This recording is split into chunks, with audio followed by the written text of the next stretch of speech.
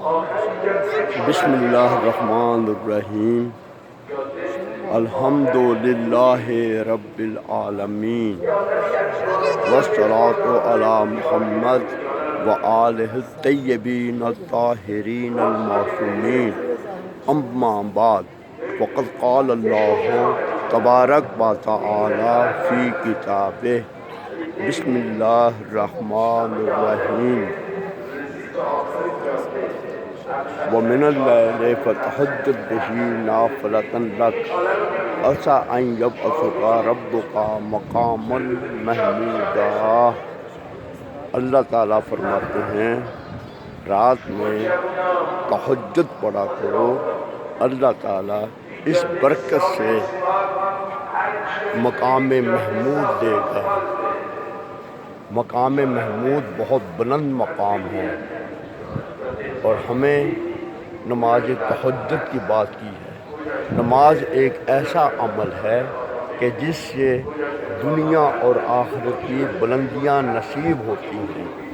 رسول خدا جب نماز پڑھتے تھے تو آپ کی پنڈلیوں میں ورم اتر آتا تھا۔ مولا مشکل کشا علی ابن ابی طالب نے یہ جاننے کے باوجود کہ مسجد جو ہے آج میرے لیے مقتل گاہ ہے، مجھے ضرب لگے گی، مجھے شہید کرنے کے لیے وہ کام کریں گے، نماز کی طرف آپ نے توجہ بالکل مرکوز کر رکھی تھی، نماز سے کبھی کوتاہی نہیں کی۔ امام حسین کو دیکھ لیجئے، بی بی فاطمہ کو دیکھ لیجئے، نماز بہت اہم چیز ہے۔ آپ کے سامنے میں چاہتا ہوں جو میری شریعت نے مجھے معلومات دی ہیں وہ آپ کے سامنے عرض کروں۔ نماز تہجد پڑھا کریں جو کہ رات کے حصے میں شروع ہوتی ہے۔ نماز عشاء کے بعد اس کا وقت شروع ہو جاتا ہے، کیونکہ کہا گیا ہے من اللیل، لیکن اس کا جو مقدس اور بہت ہی متبرک وقت ہے وہ آدھی رات کے بعد ہے، اور وہ نماز فجر کے آدھا گھنٹہ پہلے ہے۔ نماز تہجد 11 رکعت نماز ہے، اس میں 8 رکعت نماز نماز شب کی نیت سے پڑھی جاتی ہے، 2 رکعت نماز شفع کی نیت سے، اور 1 رکعت نماز وتر کی نیت سے۔ اس میں بڑی بڑی صورتیں بھی لکھی ہوئی ہیں۔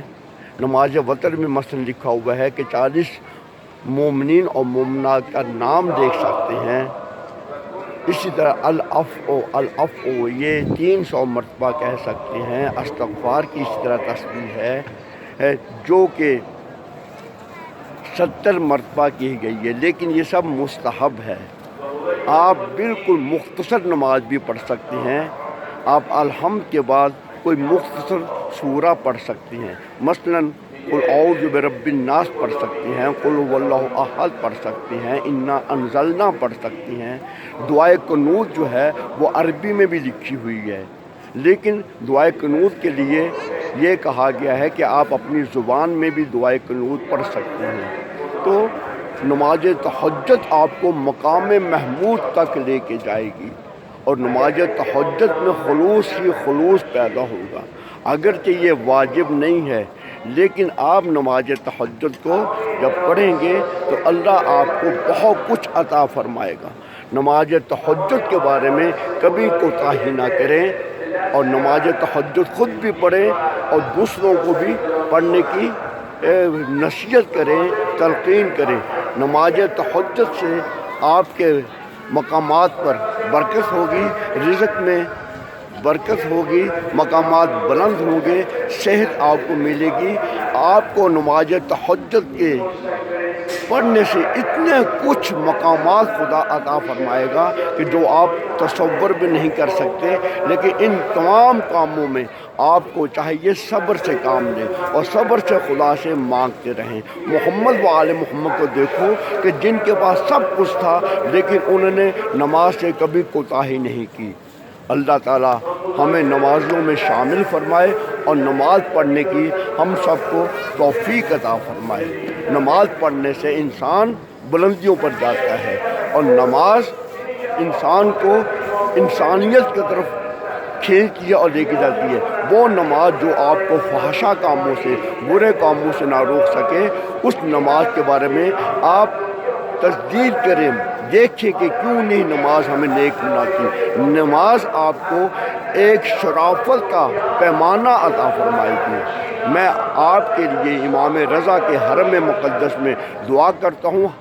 ہفتہ وحدت ہے، رسول خدا اور امام جعفر صادق کے بارے میں آپ کو میں مبارکباد پیش کرتا ہوں۔ بے اولادوں کے لیے اولاد اللہ تعالیٰ ان کو عطا فرمائے، بے روزگار کو روزگار عطا فرمائے۔ کرونا اور کرونا جیسی جتنی بھی موذی بیماریاں ہیں، اللہ تعالیٰ ان کو نابود فرمائے، اور ہمارے آقا مولا امام زمان کا جلد ظہور فرمائے، اور ہمیں رسول خدا کی رحمت جب ملی ہے تو ہمیں بھی اس رحمت کو پھیلانے کی توفیق عطا فرمائے۔ وما علینا الا البلاغ المبین۔